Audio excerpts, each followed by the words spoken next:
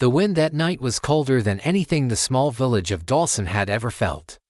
It slid through the trees like something alive, whispering, calling someone's name.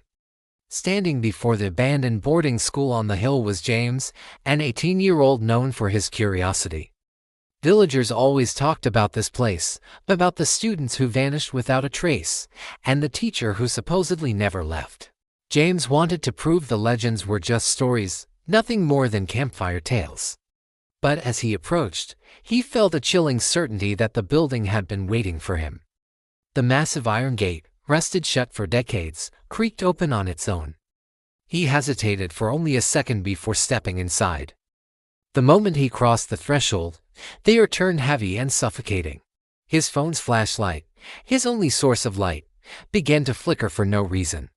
An endless, silent corridor stretched out before him, swallowed by the hollow darkness. And then he heard it. A faint whisper, seeming to come from the very walls around him. "James." He froze, his own breath catching in his throat. "Who's there?" he whispered back, the words barely audible. Silence answered him. Then another whisper, this time much closer, as if spoken right beside his ear. "You came back, finally." A cold dread crawled up his spine. His heart thundered against his ribs, but his curiosity, or maybe something else, forced him to walk deeper into the hallway. He pushed open the door to the first classroom. Inside was chaos. Desks were thrown everywhere, books were ripped to shreds, and chairs were smashed into pieces. It looked like a storm had torn through the room. Then, his eyes fixed on the blackboard at the front. With a dry, scratching sound, a piece of chalk lifted into the air and began writing by itself. 4 words appeared in jagged letters: "Don't turn around." Just as he finished reading, James felt a presence behind him. He could feel its breath on his neck, slow, wet, and deeply inhuman. He fought every instinct screaming at him to look. He didn't turn. He sprinted. The classroom door slammed shut with a deafening bang just inches from his face. The room erupted. Desks shook violently, books flew off the shelves, and the lights flickered wildly. In the corner of his eye, a tall, shadowy figure materialized. Its neck was twisted completely backward, its head hanging upside down, its eyes staring directly at him. Without thinking, James smashed the window with his elbow and leaped out into the cold night air. As he scrambled to his feet, a soft whisper followed him from the broken window. "You shouldn't have come." Limping, he made his way toward the old dorm building behind the school. He pushed the door open and stepped inside. A strange sense of order met him.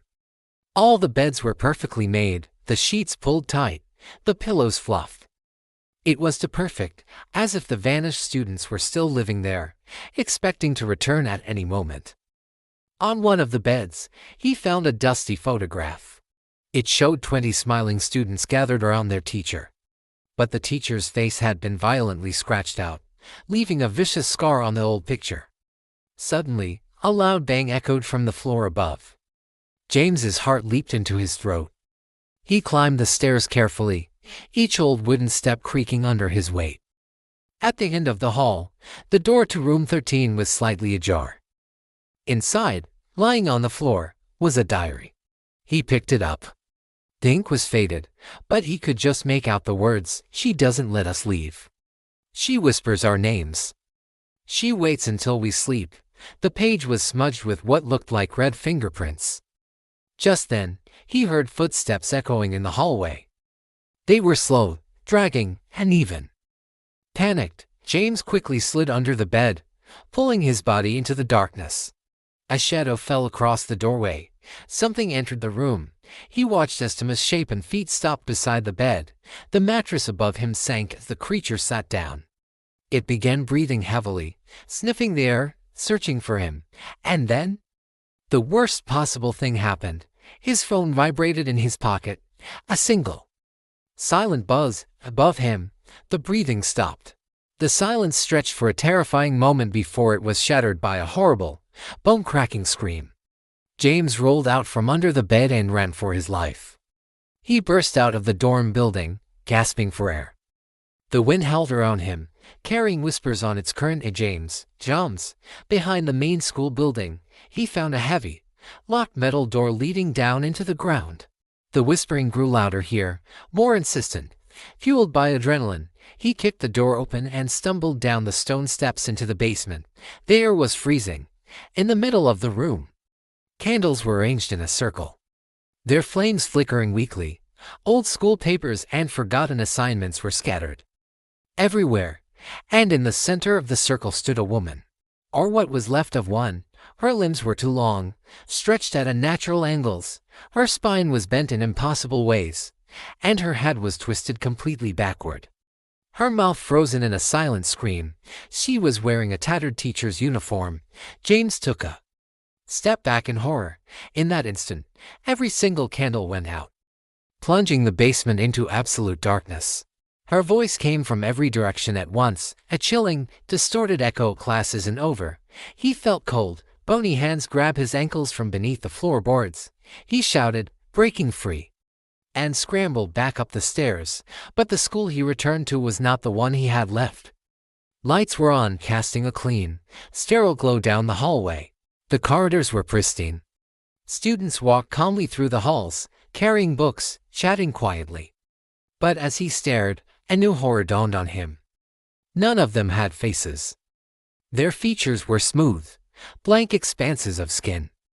One by one, they all slowly turned toward him.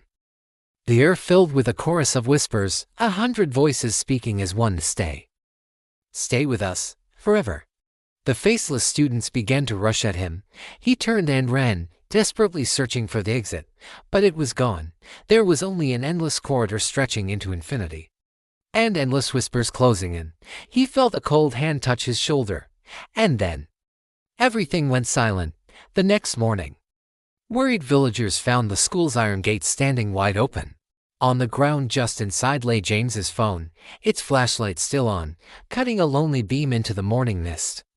The recording app was running, and when they played it back, the only sound they could hear was a single, haunting whisper. James, you came back, finally. Thanks for watching.